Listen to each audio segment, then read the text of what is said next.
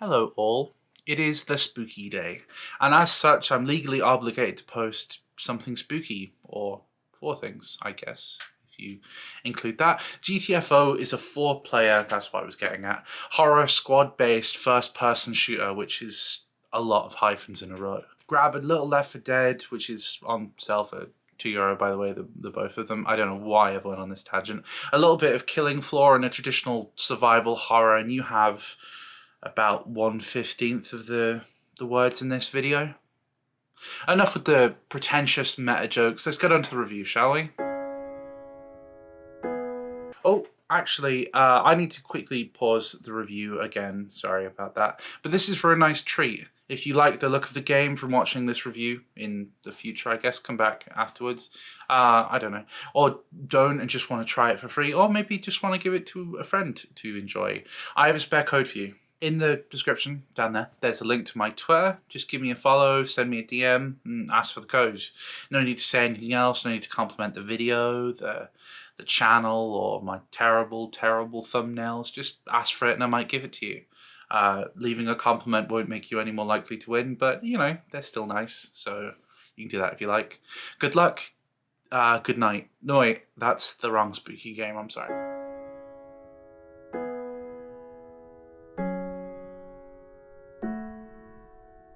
Anyway, on to the review. GTFO is a game in early access, and occasionally that does show. Its music mixing is a little off-putting, with an incredibly loud, unskippable opening that can't be changed until it's over. You might want to prep for that, by the way, and there are some really weirdly loud screams that happen in some of the menus, and I don't fully know what the trigger is there. I think it's when you leave a menu, and sometimes when you go into a game, but not all of the time. Anyway, it doesn't matter. Performance can be a slight bit inconsistent. I run everything high to the highest, and at the start of the cutscenes and some kind of more hectic moments, it really suffers. I've had friends' machines chug down to a few FPS at the start of games. I think the fact that it's in early access gives it a great deal of leniency for me personally, but I still think it's worth mentioning to you. That being said, GTFO looks and plays really well. Its gunplay is tight and hectic, yet also quite punishing.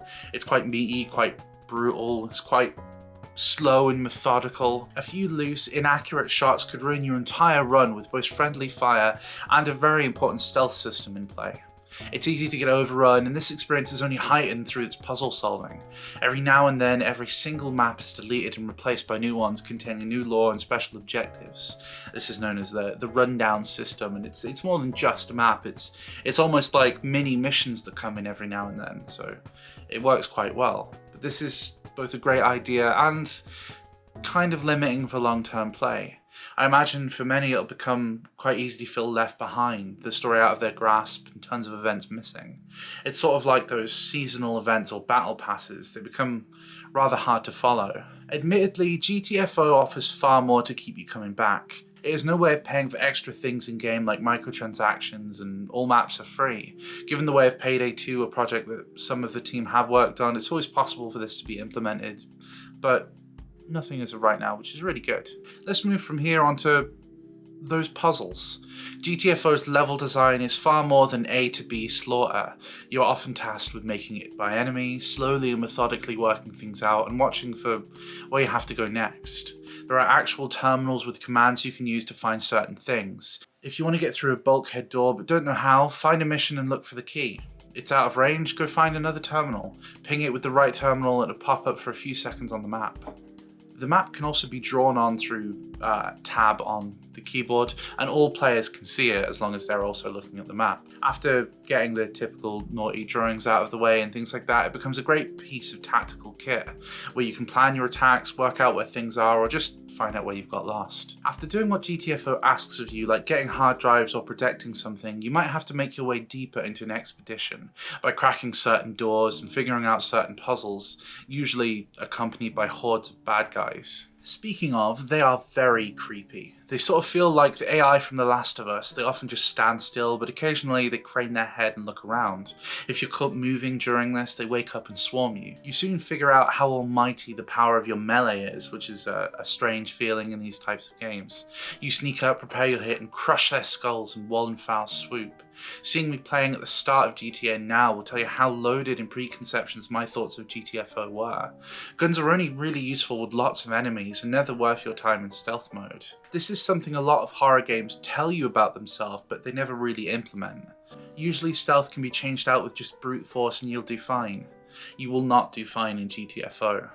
You'll probably die a lot if you use your gun a lot. It's very limited ammo and this can only be refilled a few times per level through special pickups. The same goes for your health, tools and all sorts. Wandering around collecting items is an incredibly important part of the experience of GTFO. What is even more important than this is multiplayer. If you're anything like me, decent at shooters, positive KD, can handle horror reasonably well, you will not be able to beat a run of GTFO single-handedly for a long time. It is just too difficult.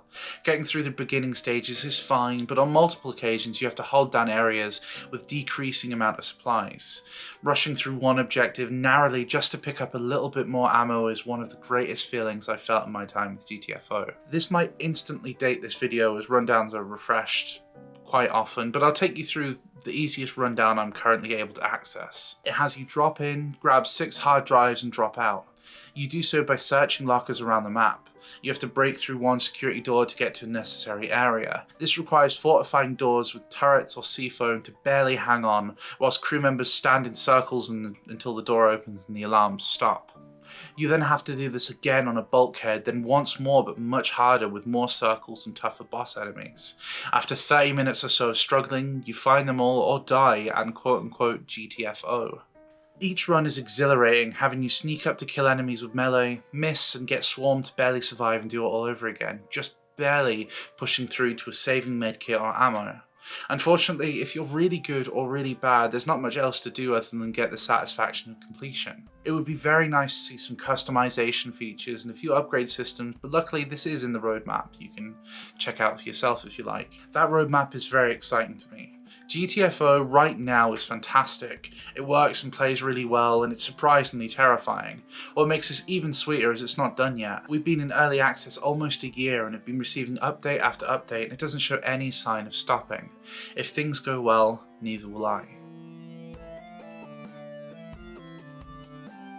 And that's my video, I guess. If you want some sort of score, you can message me. I'm not entirely sure what I'd give it score-wise, as I tend to kind of make the writing of this a little bit more kind of flowy and free. But now I'm going to do a thing that I wrote down on my phone, which is just to thank the devs for giving me a code. They gave me a review code to check it out here, which is very nice of them. I've not been compensated for a review score or the review itself. They just gave me the code and off I went, and I will never be compensated to change any review scores or weight it in any way. Luckily, I'm not going to have to deal with that moral dilemma because this channel is too small for people to want to do that. But yeah, anyway, if you would like to see that channel get a slight bit bigger, then please do maybe leave me a nice little comment and subscribe. Maybe check out in the future. Check me out on Twitter if you want to get a code. Yeah, thank you for watching.